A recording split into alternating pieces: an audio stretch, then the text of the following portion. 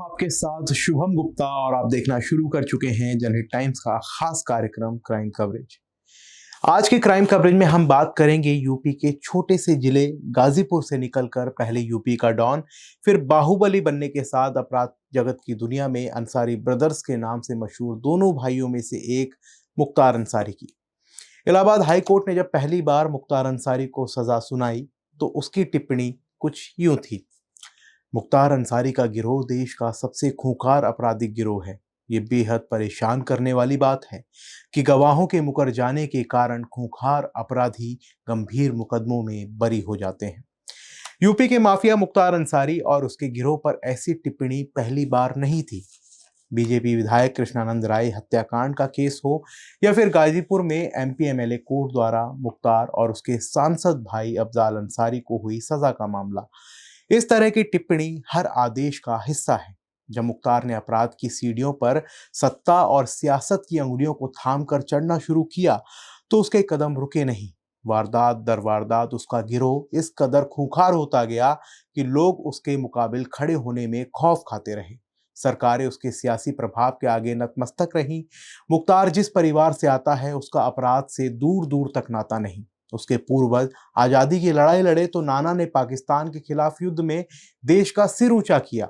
मुख्तार के पिता सुहान अल्लाह अंसारी नामी सेंट स्टीफन कॉलेज में पढ़े थे और क्रिकेट उनका शौक था। वो कॉलेज की टीम के कप्तान भी रहे।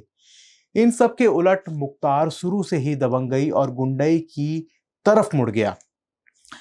उसके खिलाफ पहला मामला 1978 में दर्ज हुआ। इसके बाद वर्ष 1986 से 1988 के बीच उसके विरुद्ध एक के बाद एक हत्या के मामले दर्ज हुए। जिस केस में मुख्तार चर्चा में आया वो मोहम्मदाबाद के सचिदानंद राय की हत्या से जुड़ा था। दरअसल मुख्तार के पिता मोहम्मदाबाद नगर पंचायत के चेयरमैन भी थे। किसी वजह से मुख्तार के पिता और सचिदानंद के बीच विवाद हुआ। आरोप लगा कि मुख्तार ने उसका ही बदला लेने के लिए सचिदानंद की हत्या कर दी। इस हत्याकांड में साधु सिंह और मकनू उसके मददगार बने। मुख्तार ने इन दोनों को अपराध जगत में अपना गुरु मान लिया। इसी दौरान साधु और मकनू के लिए मुख्तार ने कई वारदात की। इसमें ब्रजेश सिंह के करीबी त्रिभुवन सिंह के भाई कांस्टेबल राजेंद्र सिंह की हत्या भी शामिल है। पुलिस लाइन में दिन दहाड़े सैकड़ों पुलिस कर्मियों की मौजूदगी में इस हत्या के बाद मुख्तार के चर्चे पूरे पूर्वांचल में शुरू हो गए। इसके साथ ही शुरू हो गई मुख्तार गैंग और ब्रजेश गैंग के बीच कभी ना खत्म होने वाली अदावत। ठेके पट्टों से लेकर कोयले के कारोबार में अपना अपना सिक्का जमाने के लिए दोनों के बीच शुरू हो गई। कभी ब्रजेश गैंग भारी पड़ा तो कभी मुख्तार। हालांकि कोयले के कारोबार में ब्रजेश गैंग का वर्चस्व बरकरार रहा। इसके चलते मुख्तार को उस कारोबार के लिए गुजरात में अपनी ज़मीन बनानी पड़ी। इस बीच वाराणसी में अवधेश राय की हत्या हुई और इसमें भी मुख्तार और उसके गैंग का नाम सामने आया। 1991 में मुख्तार अंसारी चंदौली पुलिस के हाथ लग गया, लेकिन पुलिस उसे पकड़ पाती इससे पहले ही वो 2 सिपाहियों को गोली मारकर फरार हो गया और बन गया पुलिस के लिए मोस्ट वांटेड। अपराध जगत में नाम बना रहे मुख्तार को इस बीच ये समझ में आ गया कि अगर लंबी और सुरक्षित पारी खेलनी है तो उसे राजनीति की ज़मीन तैयार करनी होगी। उसके इस कदम ने पूर्वांचल के आधा दर्जन जिलों में राजनीतिक समीकरणों को बदलने का मंच तैयार कर दिया। मुख्तार अंसारी के दोनों बड़े भाई शिगतुल्लाह और अफजाल अंसारी पहले से ही राजनीति में सक्रिय थे। वर्ष 1996 में मुख्तार पहली बार बीएसपी के टिकट पर चुनावी मैदान में उतरा और मैदान चुना धौंसी लोकसभा सीट का। सामने थे पूर्व केंद्रीय मंत्री कल्पनाथ राय। दोनों ही गंभीर अपराधों के आरोपी थे। मुख्तार पर एनएसए लगा था और कल्पनाथ राय दाऊद इब्राहिम की मदद के आरोप में पहले से ही जेल में थे। मुख्तार दूसरे नंबर पर रहा, लेकिन उसकी राजनीतिक जमीन तैयार हो गई। वो मऊ से इसी साल विधायक बन गया। माननीय बनने के साथ ही उसने अपने माफिया राज को और मजबूती देना शुरू कर दिया। पहले उस पर एक पुलिस अफसर पर हमला करने का आरोप लगा और फिर विश्व हिंदू परिषद के नेता और कोयला कारोबारी नंद किशोर रुंगटा के अपहरण का। राजनीति में आने के साथ ही मुख्तार ने ब्रजेश गैंग को अलग तरीके से चोट देनी शुरू कर दी। ठेकों में उसका दबदबा बढ़ने लगा। देखते ही देखते हुए पूर्वांचल के मछली कारोबार, रियल एस्टेट और अन्य सरकारी ठेकों पर कब्जा जमाना उसने शुरू कर दिया। मुख्तार अंसारी के बड़े भाई अफजाल अंसारी वर्ष 1985 से 2002 तक मोहम्मदाबाद सीट से विधायक बनकर विधानसभा पहुंचते रहे, लेकिन वर्ष 2002 में माफिया ब्रजेश सिंह के करीबी कृष्णानंद राय ने उन्हें पटकनी देकर बीजेपी के टिकट पर जीत हासिल की। कहा जाता है कि इस हार से मुख्तार अंसारी ऐसे बौखलाया कि उसने कृष्णानंद राय को रास्ते से हटाने की ठान ली। साल 2003 में लखनऊ के कैंट इलाके में मुख्तार अंसारी और कृष्णानंद राय गैंग का आमना सामना हुआ। मुख्तार अपने परिवार के साथ वाराणसी की ओर से लखनऊ में एंट्री कर रहा था और कृष्णानंद राय का काफिला लखनऊ से वाराणसी की ओर जा रहा था।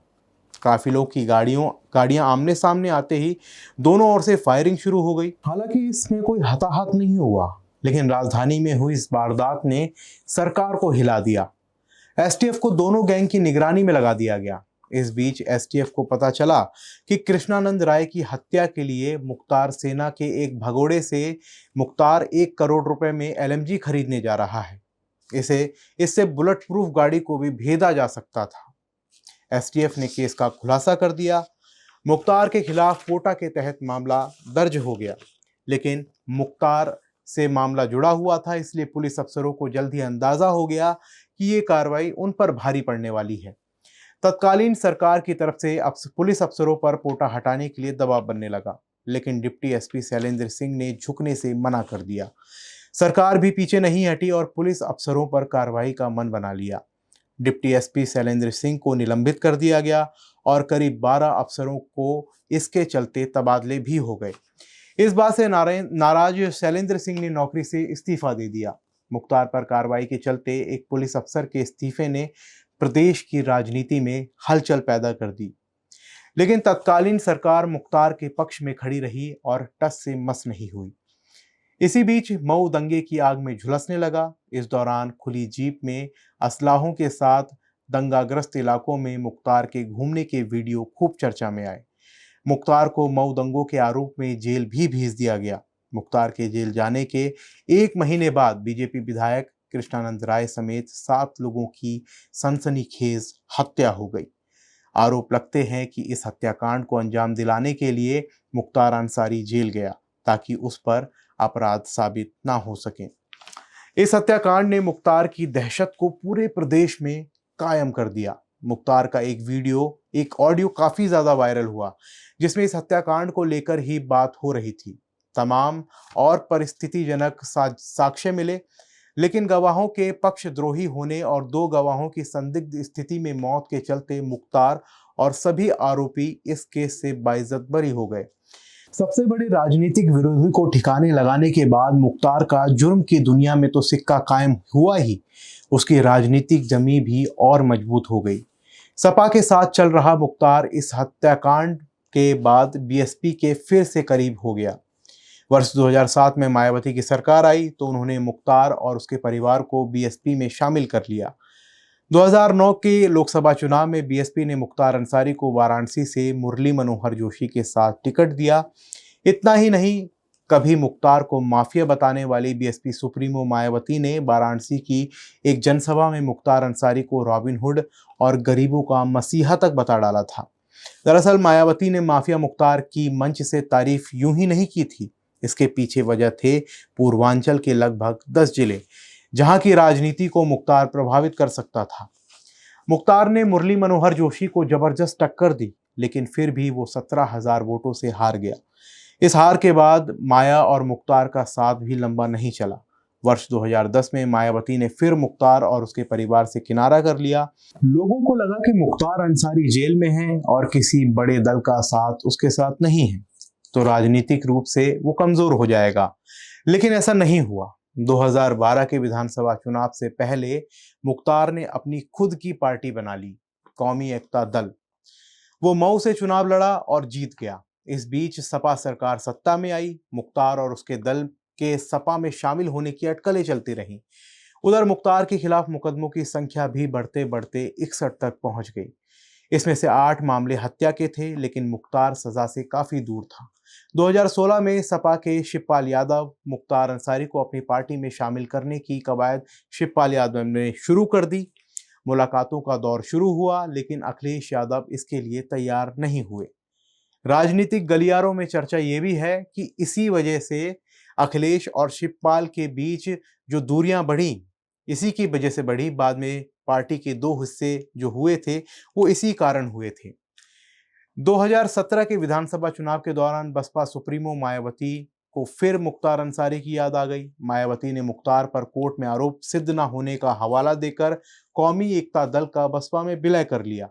बसपा उम्मीदवार के रूप में मुख्तार ने 5वीं बार मऊ सीट से जीत हासिल की।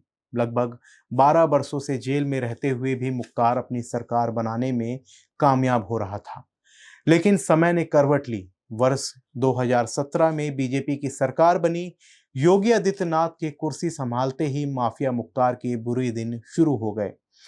यह भी एक संयोग है कि वर्ष 2005 में सांसद योगी आदित्यनाथ के काफिले पर आजमगढ़ में जो हमला हुआ था उसके तार भी मुख्तार से जोड़े गए थे। ये दौर था जब योगी की हिंदू युवा वाहिनी का विस्तार पूर्वांचल में हो रहा था। हिंदुत्व के मुद्दे और तुष्टीकरण की राजनीति को आवाज दे रहे योगी के सुर मुख्तार से टकराने लगे। 2005 में मऊ के दंगे के बाद हिंदू युवा वाहिनी ने आजमगढ़, मऊ और आसपास के अन्य जिलों में अपनी गतिविधियां बढ़ा दी थी, जो मुख्तार को नागवार गुजरने लगा था। इस बीच देश में कई जगह आतंकी हमले हुए। इनमें से अहमदाबाद धमाकों के मामले में गुजरात पुलिस ने आजमगढ़ से हमले के एक आरोपी अबू बशीर को पकड़ा। इस मामले में राजनीतिक तुल पकड़ लिया। इसके तहत ही आजमगढ़ में 7 सितंबर 2008 को डीएवी कॉलेज के मैदान में एक रैली का आयोजन हुआ। योगी उसमें मुख्य वक्ता थे। रैली की सुबह गोरखनाथ मंदिर से करीब 40 वाहनों का काफिला निकला। उन्हें आजमगढ़ में विरोध के पहले से ही आशंका थी। आजमगढ़ के करीब पहुंचने तक काफिले में करीब 100 चार पहिया वाहन और सैकड़ों की संख्या में मोटरसाइकिल जुड़ चुकी थी। खुफिया विभाग की सूचना को देखते हुए पीएससी की एक इकाई भी काफिले के पीछे चल रही थी। दोपहर बाद करीब 1:30 बजे काफिला आजमगढ़ शहर से थोड़ा पहले तकिया करने गुजर रहा था। तभी एक पत्थर काफिले में मौजूद 7वीं गाड़ी पर लगा।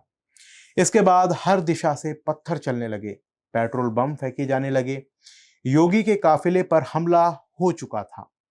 इस अचानक हमले ने योगी समर्थकों को तितर बितर कर दिया। काफिला 3 हिस्सों में बंट गया। इस हिंसा में एक व्यक्ति की मौत भी हो गई, लेकिन योगी आदित्यनाथ ने रैली में हिस्सा लिया और अपने ऊपर हुए हमले का जिक्र भी नहीं किया।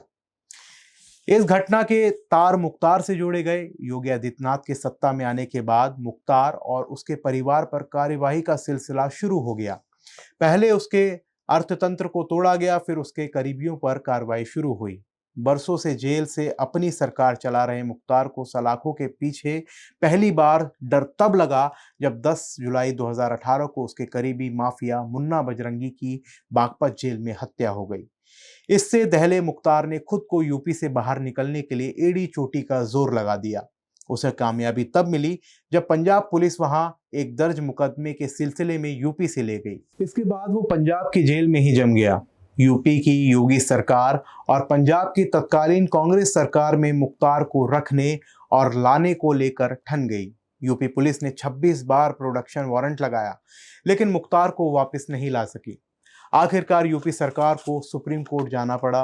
2 साल 3 महीने की अथक मेहनत के बाद यूपी पुलिस मुख्तार की घर वापसी करा पाई। मुख्तार के आपराधिक और राजनीतिक साम्राज्य को तोड़ने के लिए असली चोट तब हुई जब उसे 40 साल में पहली बार पिछले साल 21 सितंबर को 7 साल की सजा सुनाई गई। इसके बाद 5 दिन के अंदर उसे 2 और मामलों में सजा सुनाई गई। इसके चलते वो अब चुनाव नहीं लड़ पाएगा। इस बीच उसके बड़े बेटे और सुभाषपा के टिकट पर मऊ से विधायक बने अब्बास अंसारी को भी ईडी ने मनी लॉन्ड्रिंग के मामले में गिरफ्तार कर जेल भेज दिया। वर्तमान में उसके खिलाफ 8 आपराधिक मामले चल रहे हैं। वहीं बीती 29 अप्रैल को एमपी एमएलए कोर्ट से सजा सुनाए जाने के बाद बड़े भाई अफजाल अंसारी की भी सदस्यता लोकसभा सचिवालय ने रद्द कर दी। सबसे बड़े भाई सिगतुल्ला पहले से ही राजनीति से संन्यास ले चुके हैं। मुख्तार की पत्नी अफसा अंसारी के खिलाफ भी 11 आपराधिक मामले दर्ज हैं और वो गाजीपुर से 50 और मऊ से 25,000 की इनामी है। ईडी उन्हें अलग से तलाश रहा है। मुख्तार के छोटे बेटे उमर के खिलाफ भी वारंट जारी हो गया है। पुलिस उसे भी तलाश रही है। मुख्तार पर दर्ज 61 मामलों में से 9 में आरोप तय हो चुके हैं और 4 में सज़ा भी हो चुकी है। करीब आधा दर्जन मामले ऐसे हैं जिनमें उसे सज़ा सुनाए जाने की तैयारी है। इससे ज़ाहिर है कि आने वाले दिन मुख्तार और उसके परिवार पर और भी ज़्यादा भारी पड़ने वाले हैं। राजनीतिक ज़मीन तो पूरी तरह से खिसकेगी ही, अपराध से बनाया उसका आर्थिक साम्राज्य भी मिट्टी में मिल जाएगा। आज के क्राइम कवरेज में बस इतना ही। मिलते हैं अगले हफ्ते नई क्राइम की कहानी के साथ। तब तक के लिए दीजिए मुझे इजाजत। जय हिंद।